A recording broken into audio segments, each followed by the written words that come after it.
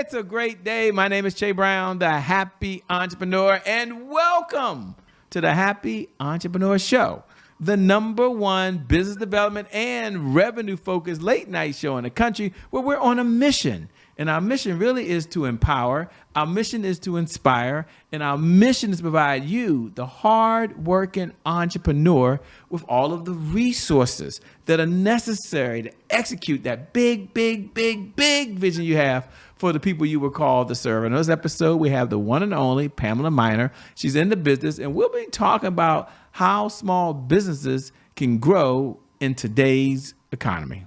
Should be an interesting conversation. But before we get started, let me first say hello, Pamela. How are you doing? Hi, Shay. I'm fine. How are you? Doing well. Thank you so much for being here. We appreciate it. And thank you to viewers. Thank you for watching. Without you, well, we don't have a show. So thank you so much. Let's just jump into it. Before we get into your background and your story and who you are and how famous you are all over the world, let's ask the question that's on a lot of entrepreneurs' mind. I'd like to get just your opinion. That is, why, in your opinion, are entrepreneurs struggling to have successful businesses in today's economy when they have AI, they can do all the work for them, by the way. They definitely have resources online that they didn't have 30 years ago. They have access to all the mentors who do all this stuff on YouTube, yet many businesses still struggle just to be profitable and survive. What's your view of the world, please? My view of the world is simple. Is that first of all, I'm in the government contracting space as well as I do some help some business to business as well as some business to commercial clients. But the lion's share of my clients are in the government contracting space, and they have the ecosystem that they call for it, and they still have a high failure rate for small business.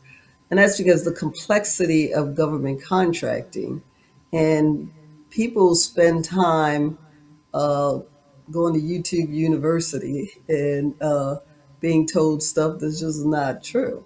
And you hear that the government is your largest buyer, the $700 trillion industry.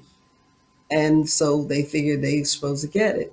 And 162 million of that is supposed to be for small businesses. However, if you don't know the game, you can't play. If you don't have cash flowing, you won't make it. So that's basically, they got to understand the game and understand the rules. Well, small business area, especially in the government contracting side, is near and dear to your heart. What's the person's out there watching right now and saying, well, yeah, I want to eat at the government trough. It looked like it was going to be easy. What's one or two things you would suggest? And I want to talk to two business owners that we can. First, let's talk to the new business owner. And maybe they just started their business less than 5 years, never won a contract ever, but they've been trying to get their business off the ground and they're ready now to step into the government space. And it's a process you got to go through. What's one, two, or three things that you might suggest that they do? I know it's a loaded question, but what would you say to that person that's watching now? And then we'll get into the experienced person who's been through the 8A programs and so forth, and they want to get back in the game.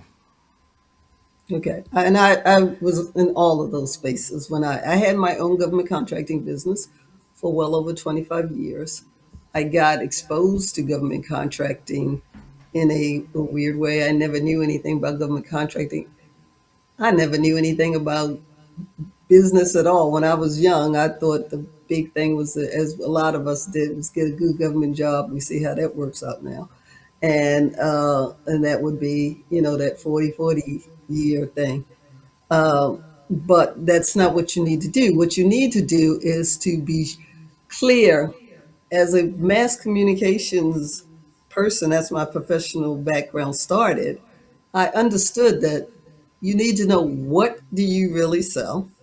And then the next question is, who in the government buys it? And the beauty of government contracting is they have all the data in the world out there for you to find it. They have free databases. They have the resources out there for you to find that. You can find out who's your competition. You can find out when is it going to come up again, even though it's not out there. They tell you we're looking for small businesses, and they let you know that early enough for you to make the connections and build your, shall we say, repertoire so that you can be active in the space. Well said, by the way. And for the person that's watching now, and don't worry, ladies and gentlemen, I'm going to ask about her backstory so you get to know who she is. But I know some of you are like, Shay, when I saw she's the contract, and I'm curious, some of you are like, I'm advanced. Yeah, okay, I've won the contract before. I've been a sub before. And it just seems like it gets harder and harder over time.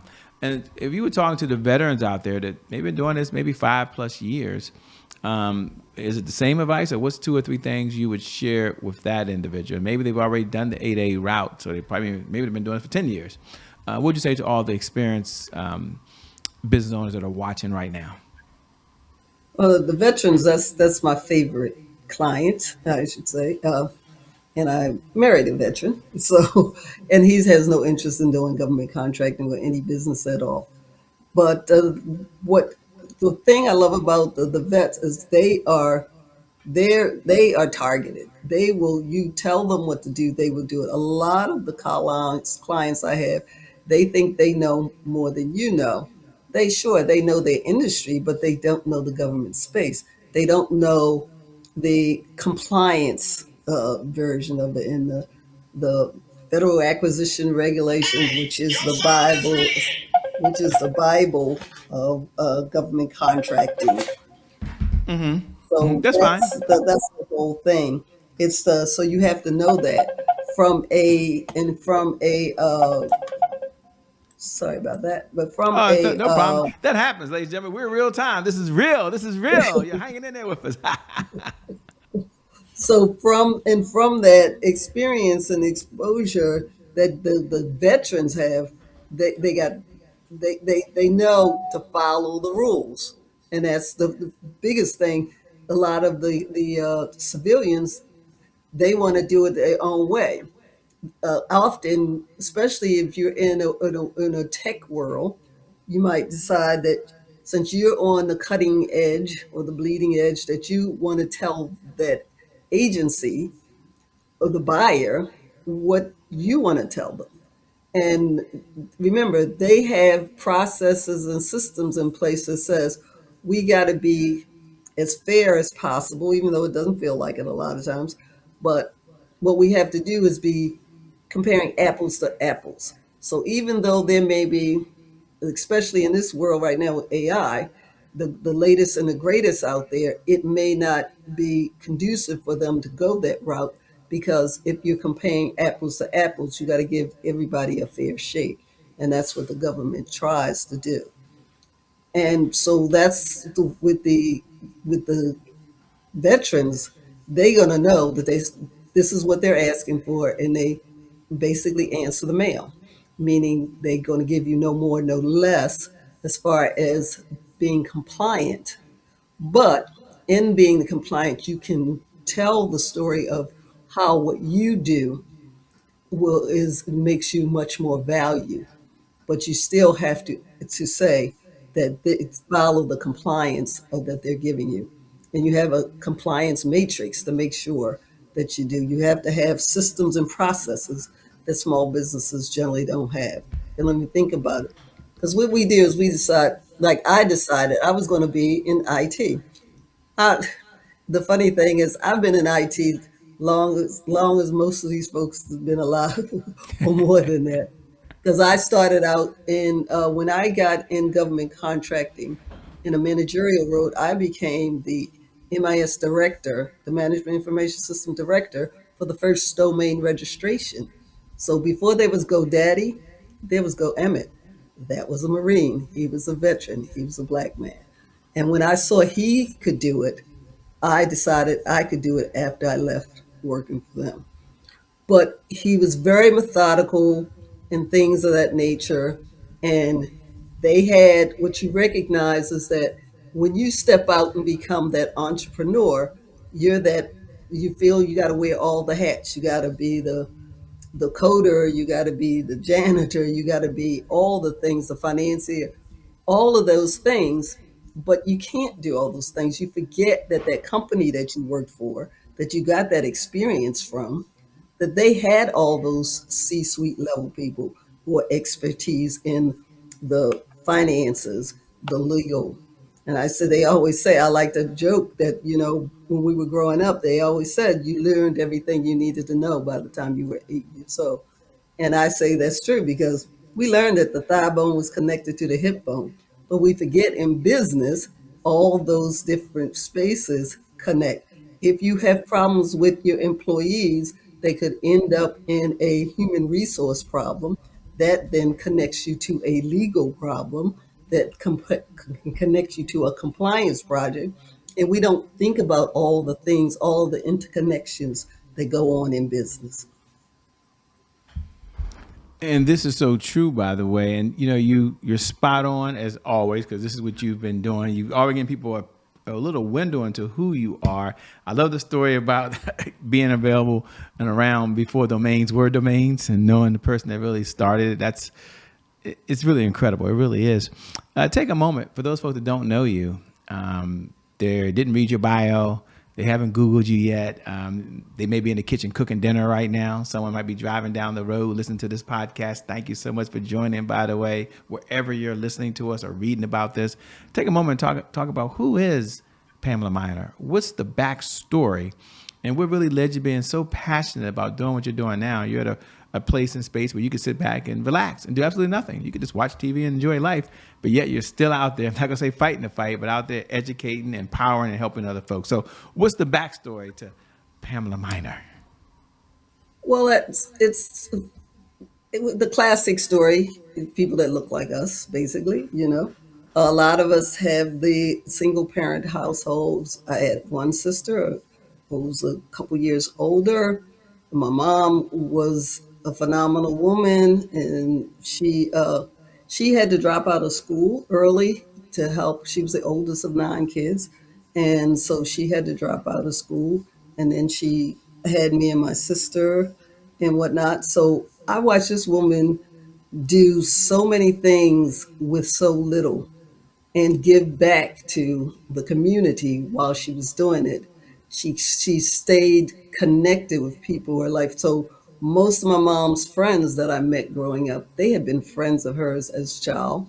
And I seem to keep my friends that long too. And people would say, how you still know so and so? And I'd be like, yeah, and they say, how do you still know that? I said, I just grew up knowing that you were supposed to stay in touch with people that you connected with and can grow with that. And so that's the whole story with that. I did not plan on being in computer science when I got out of Towson back in the 70s. There was no computer science degree at Towson. I was, like I said, a mass communications person. I was going to be a producer, director of television shows and stuff like that. And I got out in the 80s when I was looking for work. I was everything from a kitty photographer at Sears, a personal trainer. I was a receptionist at an environmental earth science firm. And that was a firm that's when I learned the value of networking. And I got that job because my first husband actually worked there as a FEMA contract person at a prime contractor. And I had never heard of FEMA before that either. And he got me the interview because he got me in the company as a receptionist. And I was not a happy camper. I was the first to graduate my family with a 4-year degree and all that. So I was a little frustrated getting out and not being, and it's a lot like it is right now for young people getting out of college and having a degree and not having nowhere to go with it. So with that, when I saw in the Washington Post one Sunday that they were looking for a junior programmer, I had no idea what that was, but I was at that environmental earth science firm, and I could find the guy who put the ad in the Washington Post. I found him that Monday. It was on the Sunday. On Monday, I went and found him, and I talked to him, and he said, I did not have a quantitative background because I did most life stuff, and it did not have any math and all those kinds of engineering stuff like that in it. And if I was willing, he figured I was coachable and teachable because I had that degree. I started and finished something. So because of that, he offered me the job if I was willing to go back to school at night and get a computer science degree. And then he told me something really interesting. He told me, I do want to let you know that this job would be very demanding, the education would be hard, and things like that. And what I can tell you is that it could cost you your marriage because it's going to be that demanding. So, of course, I'm 20 something. I go home to the husband and I'm like thinking, I'm not going to do that. And he was a good guy. And he said, no, you've been struggling out here trying to find your way. And I think you should go ahead and try it. So I did. And it did. So, um, it was a very demanding without having any kind of a serious quantitative background, but I stuck in it and I had the support of families going through this. And I just knew my mother was a learner, even though she had to drop out. She bought books. She bought us the World Book Encyclopedia. We had it. So I was used to getting the knowledge I needed through books. And that's how I was able to struggle through it. And look at you now, many, many years later, doing what you're doing.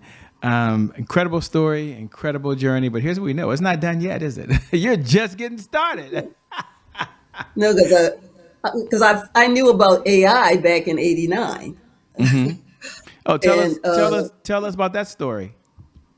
with that, I was back in the day. We were in the DC area. You had the Black Data Processors, the BDPA. That was a little social technical background group, and I was in it. And they were doing a lot in the community. And they had a professor there that he was. I remember him teaching over in underserved community and in the DC area, and he was teaching young folks. They were writing code for to be the um, artificial intelligent urban teenager, and that was back in 1989.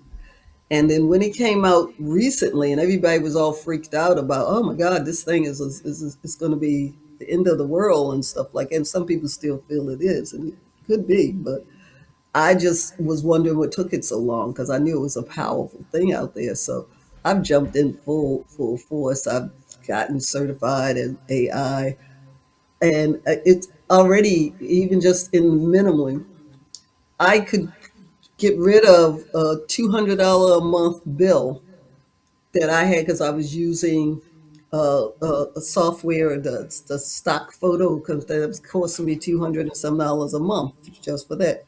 But I can do it now for little or nothing, just prompting and saying what I want, and the images are phenomenal. So I have an idea and I can just tell it what I'm thinking, and it can give me an idea, and you never have to worry about being writer's block.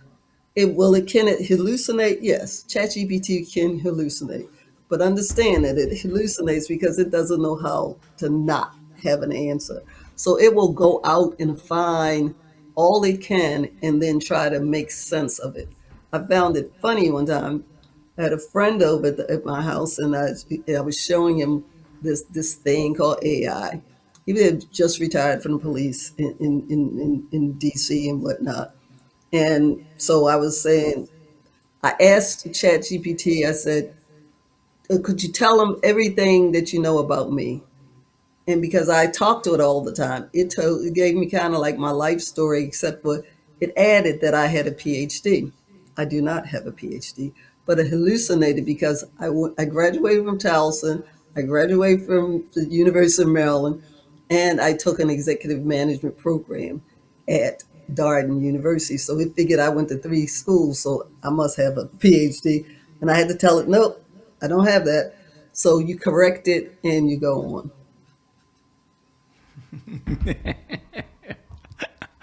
I never heard it explained that way in terms of hallucinate. I love that, by the way. Thanks. That's a good way. because it doesn't know not to say I don't know the answer. Right. Exactly.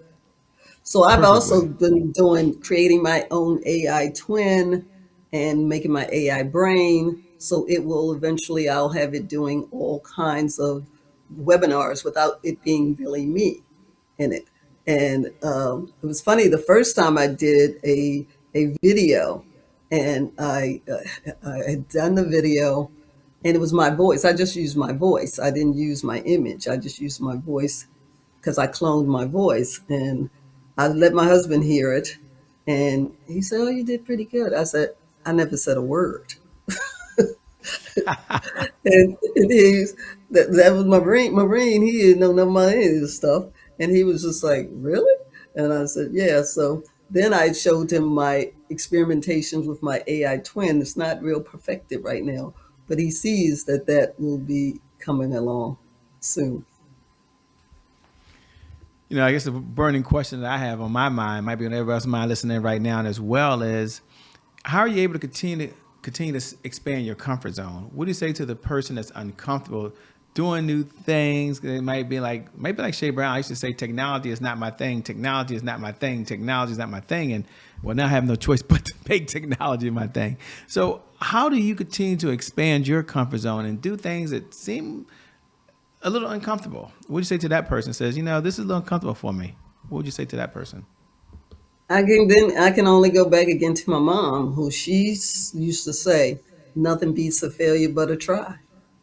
So if you don't know, and with the knowledge out there, knowing that there's books out there, and then she even was fixing computers long before I was. She was helping the seniors in our neighborhood when I was in a young adult and out there fixing everybody's in the neighborhood's computers. And I just, if she could do it, I could do it. And that's what she taught me. If anybody else can do it, you can do it. You just got to put in the work. You have to put in the work and you have to be consistent. As we come down the home stretch, what does success look like for you these days? I love it when my clients win those awards. I got one of my clients. He's has a transportation logistics company, and he came to me, and he likes to tell people when he came to me, I told him, I said, "You gonna do this?" I said, I'll support you, but you're gonna do the work yourself, and we will get this done." And he listened, and that was a vet. Again, he listened to what I suggested. He did what he was supposed to do. He made sure his network was strong because I told him your net worth will be based on your network. And he kept his network alive, and he still continues to do it. And that's another thing that with vets, they seem to keep their networks pretty strong and survive and stuff like that. And I would do stuff when I didn't have a veteran background or anything like that. I knew nothing about it, but I did get contracts on the base down at Pax River. And I knew that you watch the way people function. When I would go to a base, whether it was the Army, Air Force, Navy, whatever, I had always had friends that were veterans. And if they were a veteran of the Army, I would take them because that first 15 minutes is that get to know like somebody. And so, and they like to talk that veteran stuff. I had nothing to say, but they talk about what was their MOS, and they have their own language and all this kind of stuff. And once they feel comfortable that you understand their world, then they're comfortable hearing about how you can help their world and understanding what networking was really about. I thought, hey, I'm a Baltimore girl. When I first heard about networking, that sounded like sucking up to me. I'm sorry. I was just like, I am not doing that. Once I understood it's not about sucking up. It's not always looking for what somebody can do for you, but how you can also help other people. And that makes it a whole lot easier. Well said, by the way. As we come down the home stretch, what do you do for fun? We're not out saving the world and doing some cool tech stuff and showing your husband all the fun stuff you got your hands in right now and recording your voice. What does fun look like for you? Well, it's kind of slowed down a little bit, but I'm a golfer. I didn't want to play golf, but my mother, that was another one. I keep talking about my mom. my mom wanted me to play golf, and I was like, I'm not doing that. That's what they do. I don't do that. And she decided to take up golf lessons. She never got to be really great at it, but she took lessons, and she found out that that was a good way to get connected. The reason I can honestly say a lot of my success in government contracting was because I played golf. And I didn't want to play, and I was not going to play, but one of my mom's friend's daughters was one of my first employees. And she bought me golf lessons as a birthday present, knowing my mother wanted me to play golf. I went out and learned, played with a gentleman named Al Green, who's the late Al Green now. There's in the area of here, he was one of the top golf instructor, black golf instructor in the area. And I got to play the game and love the game. Used to play the Black Enterprise Golf Tournament every year for 15 years. Got to meet Charlie Sifford. I used to, one of the, before there was Tiger, there was Charlie Sifford. I got to meet so many people in that space. And when I got into my mentor protege program for DOD, I got my mentor is a gentleman named Marvin Carroll, and he's out of Tech Masters down in Alabama, Huntsville, Alabama, missile defense. Got to work on the THAAD missile project. And when I had my company, we worked on the Gamma project. We created a kind of like a pit crew, pit stop, like in a racing, but only for aircraft on an aircraft carrier. When they come back in and they need stuff fixed, we wrote the system, at least the beginning of the system, that you could say, well, we're coming back in and we think this is the problem. They could have the people on deck, they could have the equipment they need, get it in, get it out, just like you see in a race. And because I had that experience, then I did some subcontract work with Lockheed Martin on the Zumwalt nuclear destroyer. Now think about this little girl from Baltimore got a system on an aircraft carrier on a nuclear destroyer, and is almost the godmother of the internet. That stuff doesn't make sense, but it's true. That's so incredible. So my final question is, what type of clients you're looking to work with these days, if any, and how can folks connect with you? Where should they go? How should they follow you? How should they contact you if they want to do government contracting? Yeah, what type of clients you looking to work with? Well, I also do, which I didn't say before, I'm also the president CEO of the Southern Maryland Minority Chamber of Commerce. We covered Charles County, Calvert County, St. Mary's County, and Southern Prince George's County. So we don't just do government contracting. We help B2B businesses, business to business, and B2C business to commercial. So I'm looking for that person that wants to do what we were put here to do, to create that generational wealth. And it's not about getting money just to do stupid stuff with, because I did stupid stuff with money for a while too there, you know. But it's about getting money to be able to help yourself, your family, your community. And that's what, because the business of business is business. So you got to know how to make the money, use the money, make the cash flow, and be supportive of your community. Says so well. Well, let me say thank you so much for being on the Happy Entrepreneur Show. I know you can always make more money, but you can't make more time. And you give us the most precious resource you have right now, which is your time. So thank you so much. Can't wait to connect with you. Can't wait to meet eye to eye in person, by the way, especially since you're only about an hour or so down the road. Yeah. Time is, yeah. And I'm a one thing certified trainer, and that teaches you how to manage time. And you don't manage time, you manage yourself with the time that you have. And I read the book, The One Thing. I kind of lost my mind when I read it, and I called them up in Texas. I had just shut down my company because I got sick and I had multiple sclerosis and still do, but I just didn't have, I don't have the exacerbation of it. So I couldn't walk for like 6, 7 years without assistance. And so I shut down my company to help my staff delay in good places, good jobs, and some of them started their own businesses. And so that's what I do. I'm just really, really love doing that and see it in people when they call and say, Pam, I got the contract, and things of that nature. Or they ask a question, they have somebody to ask questions that I really had very few people to ask these kind of questions to. Fortunately, one of my close friends I got in the process, she was strong in government contracting, as far as understanding contracts.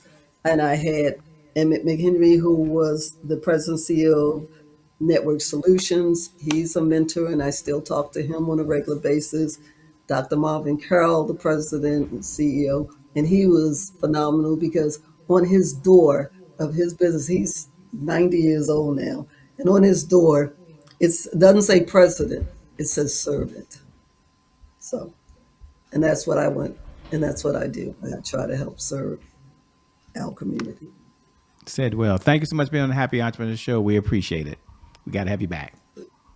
Thank you. And Glad thank to you to see viewers. Thank you for everybody. tuning in once again, because without you, well, we don't have a show. So thank you for showing up. Thank you for sharing this, paying this message forward to someone else so their business, their life, their community can be a much better place. God bless everyone and keep doing God's work. Peace. We out.